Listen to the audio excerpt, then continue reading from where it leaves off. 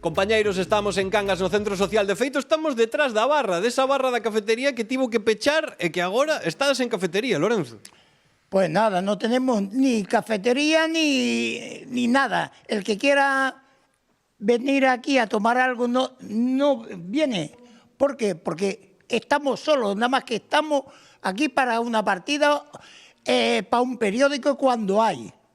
Exactamente. Pero lo demás nada. Claro, dicíasme antes, Celso, que vos sentíades abandonados. Totalmente. O local, de feito, abriu estes días, pero xa levaba pechado unha temporada, sin servicio, sin unha atención decente para toda a xente, e aquí se reúnen máis de 100 personas que necesitan un servicio, e o Concello nos ten totalmente abandonados. E agora mesmo incluso vos roubaron esas maquetas dos barcos que xa en como algo, un dano emocional xa, non? Claro.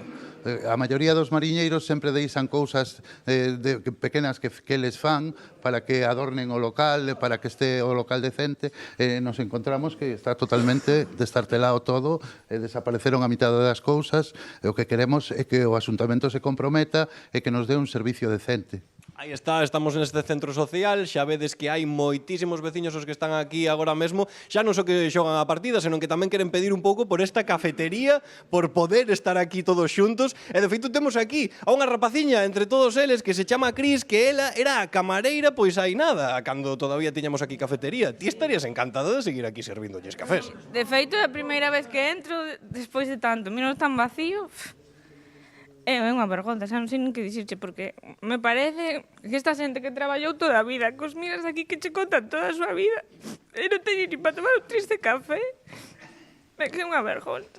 A verdad é que, claro, emocionase Cris porque xusto é un caso emocionante, amigos. Están todos aquí pedindo precisamente iso, simplemente poder tomar un café.